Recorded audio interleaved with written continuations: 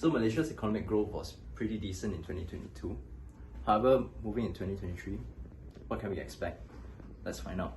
So welcome everyone. Today we have a special guest. He is Maybank Investment Banking Group's Chief Economist, Suhaimi Ilias. He'll be giving us his insights into the macro outlook of 2023. So Suhaimi, thank you so much for joining us today. Pleasure. I'm sure everyone's pretty aware right now that ever since our ASEAN has reopened its borders and everything, we have been experiencing some pretty decent growth. However, in your latest ASEAN macro report, you mentioned that there are some dark clouds looming in 2023. So just wondering, could you maybe explain a little bit on what are these dark clouds? I think basically the issue as we go into 2023 is worries about global recession, particularly in the major advanced economies, the likes of United States, Eurozone, UK, because of the surge in inflation in 2022 and the resultant aggressive interest rate hikes. So those combination of high inflation rate, high interest rates, generally is a negative kind of a cocktail for economic activities. And because of that, we are actually looking at a mild global recession of sorts, where global economic growth next year would be very subdued at just 1.7% against 2.9% in 2022, which is already down from 6% growth in 2021. I think the factors accounting for this are the expected stagnations and recessions in the major advanced economies. ASEAN in itself would not be totally shielded from the external headwinds. We are looking at ASEAN's economic growth to also moderate to 4.3% from 5.6% in 2022. In that case, when you mention ASEAN, does this also apply to Malaysia? Are we also expecting to see some economic growth in the ballpark of 4.3%? We're going to see Malaysia's economic growth to also moderate to 4% from a surge of 8% this year. Obviously, the 8% growth in 2022 reflect the benefits of full economic opening since April 2022. I think 2020, 2021, quite clearly the economy was struggling to recover because of the in and out of lockdowns. But with the full economic opening in April 2022, basically the economy experienced surge in economic growth. So we think 8% GDP growth in 2022 is easily achievable. But of course, next year's with the external headwinds in terms of the downturn in global economy and Malaysia being an export-oriented country, there will be impact, and we are looking at Malaysia's economic growth to moderate to 4% in 2023. Wow, percent. Actually, 4% is still pretty alright when you compare it to the global growth of 1.7%. Yes. So in that case, are there any factors that are contributing to this gap, this difference in performance? I guess the relative resilience of Malaysia's economy, if you can put it that way, still able or expected to be able to register 4% growth next year, boils down to a number of what I call mitigations to downsides, risk to economic outlook in 2023.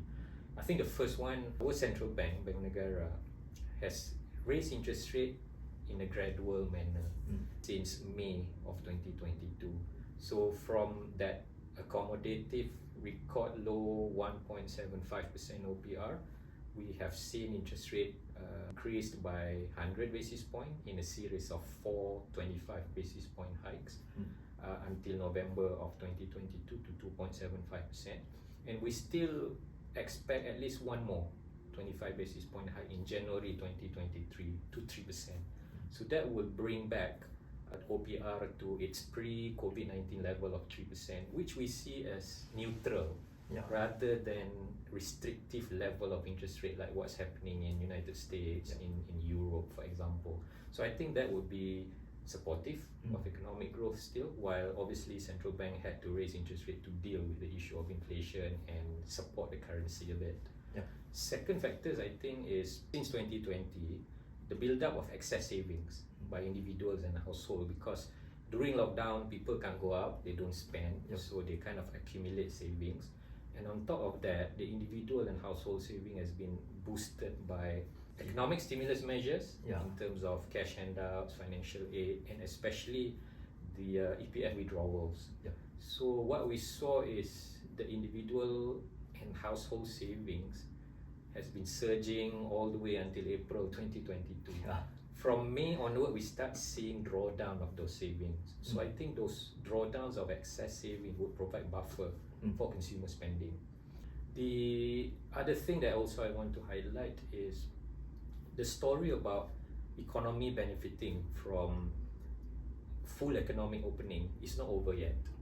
So I think in 2022, the benefit of full economic opening to Malaysian economy has largely been from the perspective of things going back to normal. But I think 2023 onwards, we'll see another leg of the benefit from full economic opening, and that is in terms of recovery in international tourism. Okay.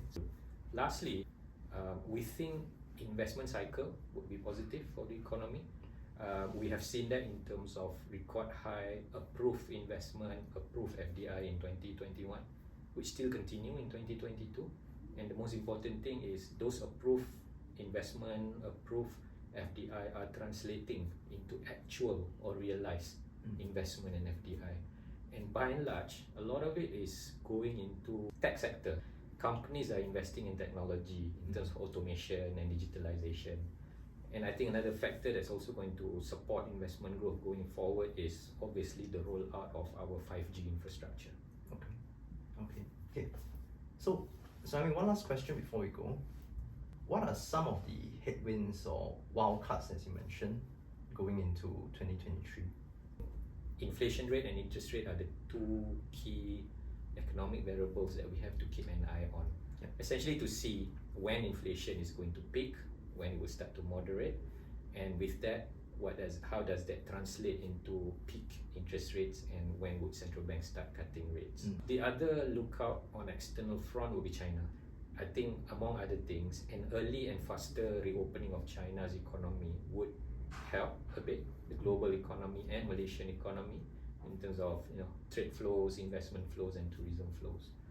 Domestically, one immediate thing that I would keep an eye on early next year is the retabling of budget 2023. Oh, okay. We must remember we don't have a budget for 2023 yet. Yeah. So the budget 2023, there was no time essentially for Parliament to debate and vote and pass the budget. So we will see the retabling of budget 2023. I guess the question is, with the new government in place, is it going to be the same budget, or are there going to be major or minor tweaks to budget 2023? Because of that, I want to pay attention to the policies of this new government, including fiscal policies, industrial policy, how they're going to stimulate sustainable economic growth, inclusive and equitable development moving forward.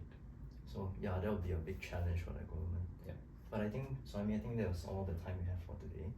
So thank you so much again for joining us. Pleasure.